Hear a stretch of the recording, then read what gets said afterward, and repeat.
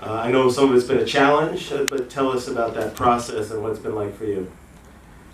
All right, so when I was on my way home, when I was like at the end of my sentence and it was getting closer for me to go home, I started realizing that when I get home, I could jump right back into the music industry.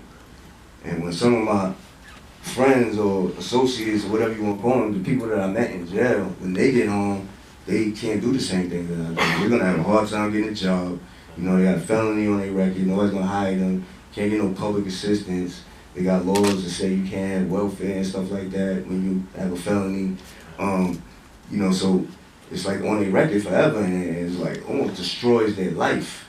You know, in a way, it does destroy their life. You know, and I learned that, and the reality hit me like, wow, like, all right, I'm going home, be all right. And my man next to me here, he's stressed out. Like, where's he gonna live? What is he gonna do for a living? How's he gonna make money and all this stuff?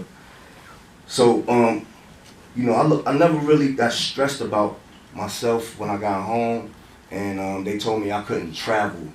Really? I couldn't travel overseas. My traveling was restricted in the U.S. because that's where the bulk of our money comes from in hip hop. It's from us touring and doing shows all over the U.S. and overseas.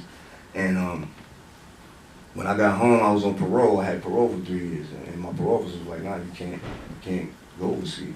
You can't use your passport at all, and your travel is restricted in the U.S. So you have to tell me what shows you're doing, and I'll tell you what you can't do and what you can do. Like, yeah, you can do this show. Nah, you're gonna have to miss this one. You have to miss this one." How did they decide that? It's their own discretion. Wow. You know what I mean? Like, it's up to them, really. You know. So basically, I had to, you know, think about that and be like, damn, at least I'm lucky I'm able to do anything. You know what I mean? Because some people come on, they can't do nothing. They're just stuck. So that's like a big problem. Like, you know what I mean? Like, they need to. I think they should have more programs where, you know, people transitioning from reintegration. Yeah, coming home from prison back into the world. And you know, but once again, I think that also people should you know, plan a little bit ahead. Why are you in jail? Like, you have to plan, like, way ahead of time. Where you gonna stay? Somebody hook you up with a job. Maybe while you're in jail, learn a skill just from reading. Skills that you can learn just from reading. Like, you know, learn something so you can actually have something to come home to.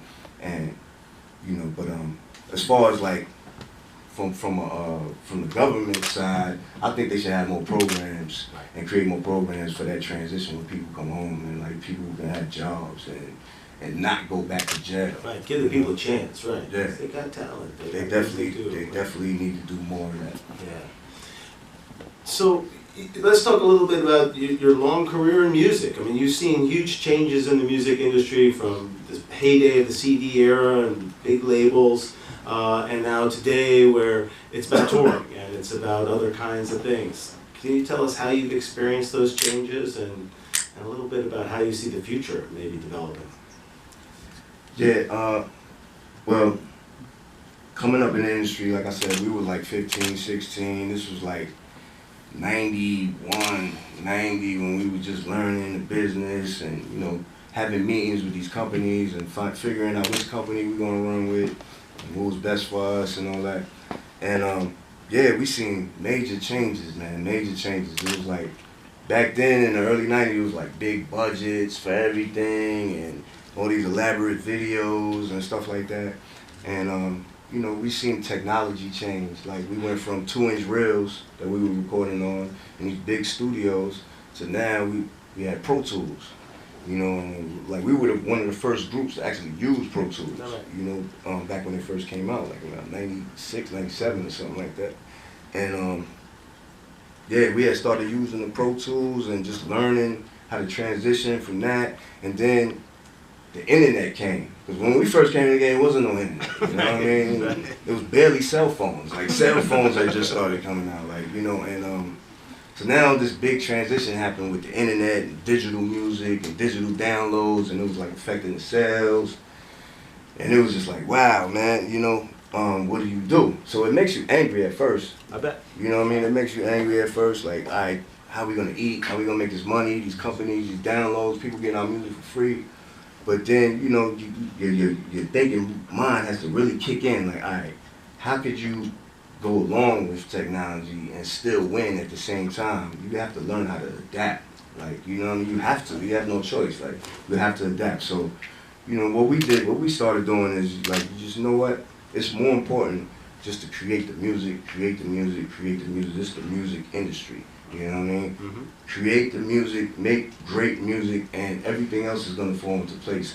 No matter what happens with technology, no matter what happens, everything will fall into place. Just as long as you stay focused, as long as we stay focused on creating great content, great music, you know, and it worked for us. You know what I mean? We try not to think so much like, oh man, I'm complaining about this and do that. Just focus on music, and everything will fall into place. Focus on music and building a strong network of people, like, you know. What's the key to making great music for you guys? For us, what worked for us was sticking to our sound, not going with the times as far as sound, like as far as our particular sound of music, because we created a sound back in, like, you know, 95 when we put out the Infamous album. We had created this, like, this real dark, sinister hip-hop sound that's, like, you know, people know us for. That was our brand, like, you know, and we found out just by sticking with that, we created a loyal fan base, you know, and we created a genre of music almost, like, that, you know, that was specialized just for us, like, so we stuck with it. And no matter what trends was coming, no matter who was popular, doing this style of music, doing that style of music, we was like, you know what, we stick to this.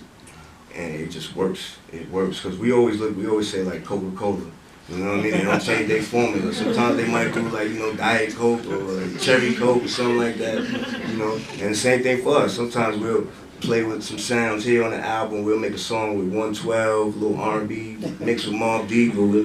But the bulk of the album is we stick to our formula, you know, and it works. And that goes for any brand, I think. Once you become like a known brand and people trust your brand, you gotta stick with it. You can't change up on these people, man. They're gonna be angry, you know what I mean? Give the people what they want. Yeah, man.